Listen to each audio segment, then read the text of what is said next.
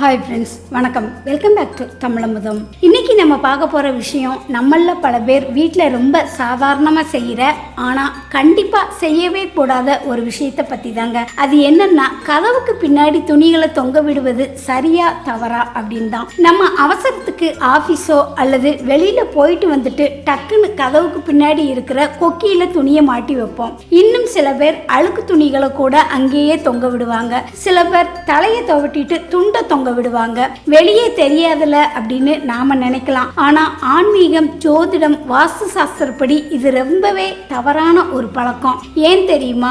ஆன்மீகத்தின்படி நம்ம வீட்டுக்குள்ள லட்சுமி தேவியும் சரி, நல்ல நேர்மறை ஆற்றலும் சரி நுழையிறதே கதவுகள் வழியாத்தான். அப்படிப்பட்ட கதவுக்கு பின்னாடி நாம அழுக்கு துணிகளையோ உபயோகம் செய்த துணிகளையோ தொங்கவிடும் போது அந்த இடத்துல எதிர்மறை ஆற்றல் அதிகமாகுங்க. இதனால வீட்டுக்குள்ள வர்ற மகாலட்சுமி வாசல் படியிலேயே நின்று திரும்பி போயிடுவாங்க அப்படின்னு சாஸ்திரம் சொல்லுதுங்க. அப்புறம் வீட்டுல எப்பவுமே பணத்தட்டுப்பாடு, வறுமை அப்படின்னு கஷ்டங்கள் வர ஆரம்பிச்சிடும். ஜோதிட ரீதியா பார்த்தோம் அப்படின்னா நாம உடுத்தி கலற்றிய துணிகளும் அழுக்கு துணிகளும் ராகு மற்றும் சனி பகவானோட ஆதிக்கத்துக்கு உட்பட்டது. வீட்டில் கதவு அப்படிங்கிறது சுமூகமான இயக்கத்தை குறிக்குங்க. அங்க போய் இந்த ராகுவோட ஆதிக்கம் உள்ள துணிகளை மாட்டும் போது வீட்டுல இருக்கிறவங்களுக்கு தேவையற்ற மனக்குழப்பம், பதற்றம், எடுக்கிற காரியங்கள்ல தடை, கடன் பிரச்சனை வந்துகிட்டே இருக்குங்க. முக்கியமா கணவன் மனைவி படுக்கை அறை கதவுக்கு பின்னாடி இப்படி துணிகளை மாட்டி வச்சா காரணமே இல்லாம தம்பதிகளுக்குள்ள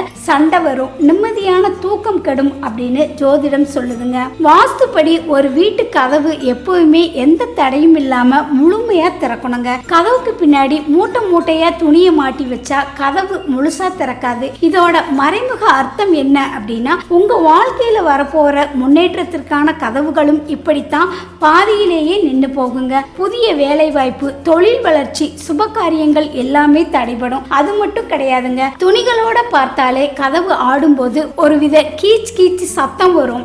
அது வீட்டுக்கு ரொம்பவே தரித்திரத்தை கொடுக்குங்க. துணிகளை மாற்றுறதுக்கு தனியா ஒரு கிளாத் ஹேங்கர் வாங்கி அறையோட ஒரு ஓரத்திலோ அல்லது அலமாரிக்குள்ளேயோ வச்சுக்கோங்க. அழுக்கு துணிகளை எப்பவுமே ஒரு தனியான லாண்ட்ரி பேஸ்கெட்ல போட்டு மூடி வைப்பதுதான் முறை. குறிப்பா வீட்டின் மெயின் கதவுக்கு பின்னாடி ஒரு சின்ன துணி கூட தொங்க விடக்கூடாது, துண்டும் காயப்படக்கூடாதுங்க. நம்ம வாழ்க்கையில வர்ற சின்ன சின்ன பிரச்சனைகளுக்கு நாம செய்யற இந்த மாதிரியான சின்ன தவறுகள் தான் காரணமா இருக்கும். அதனால இன்னைக்கே உங்க வீட்டு கதவுக்கு பின்னாடி இருக்கிற துணிகளை எல்லாம் அப்புறப்படுத்துங்க. மகாலட்சுமியோட அருளை முழுமையா பெறுங்க. இந்த தகவல் உங்களுக்கு பயனுள்ளதாக இருந்தா மறக்காம நம்ம சேனல்ல லைக் பண்ணுங்க, ஷேர் பண்ணுங்க, சப்ஸ்கிரைப் பண்ணுங்க. உங்க கருத்துக்களை கமெண்ட் பாக்ஸ்ல சொல்லுங்க. அடுத்த ஒரு நல்ல வீடியோவில் உங்களை சந்திக்கிறேன். நன்றி, வணக்கம்.